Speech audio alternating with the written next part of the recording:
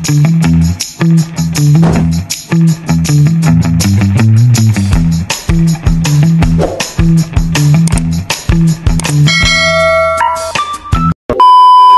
guys! So for today's video, tuturuan ko kayo guys ng alternative way kung paano ba natin malalak ang ating mga Facebook profile or ating mga Facebook account. So ito guys, na lumalabas sa screen ninyo, ang iba talaga sa atin guys, karamihan sa atin is wala na yung profile locking na katulad niyan guys. Kasi nag-update na po si Facebook and wala na po yung ganyang feature sa Facebook account natin. Ayan. Pero kung gusto nyo pa rin guys malagyan ng protection ng inyong Facebook, yung wala masyadong nakakakita pag in case na i-search kayo or pupuntahan yung Facebook ninyo, ganito lang guys yung gagawin ninyo. First, pumunta ka na guys sa iyong Facebook account. I-open mo lang yan. Pumunta ka guys sa profile mo. Tapos, scroll ka lang, pumunta ka sa settings and privacy and settings. Ayan. Tapos, pumunta ka lang guys sa privacy checkup. Pupunta ka dito sa who can see what you share. Ayan. Tapos, i-continue mo lang yan guys. Tapos, lahat na nandito guys, gagawin mo lang yang only me. Para hindi masyadong makita ng mga taong nagsisearch sa inyo.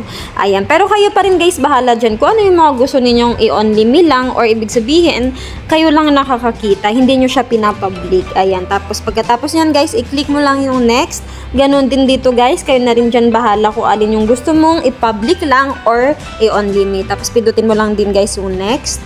Tapos dito guys sa blacklist, pag may gusto kayong i-block na tao, i-click mo lang yung add, tapos i-search mo lang yung pangalan niya sa Facebook o yung email niya sa Facebook. Tapos, automatic na mabablock na siya sa'yo. Tapos, i-click mo lang yung next guys. Tapos, ayan, okay na lahat.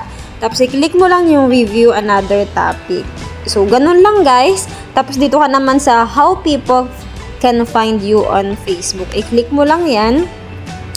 I-click mo lang guys yung continue. Tapos dito guys, ayan, kung gusto mo maraming mag-send sa'yo ng friend request, kung pinapayagan mo na kahit sino mag-friend request sa'yo, i-click mo lang yung everyone. Pero kung gusto mo, ayan, friends of friends, yung mga kaibigan lang ng mga friends mo ang pwedeng makapag-send sa'yo ng friend request. So, bahala ka na dyan guys. Tapos, i-click mo lang yung next. Ayan, tapos, ayan, check mo lang yan din dyan guys kung gusto mo i-hide yung number tsaka yung email mo sa Facebook mo. Tapos, i-click mo lang guys yung next. Ayan, tapos i-next mo lang din siya guys. Tapos, i-click mo lang yung review another topic.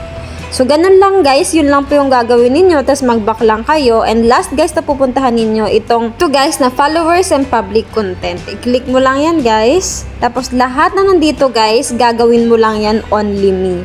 Ayan, ibig sabihin, hindi mo hinahayaan na makita in public. So, ganun lang guys kadali. Ganun lang po ang alternative way para pumalak natin ang ating Facebook account. So, yan lang guys!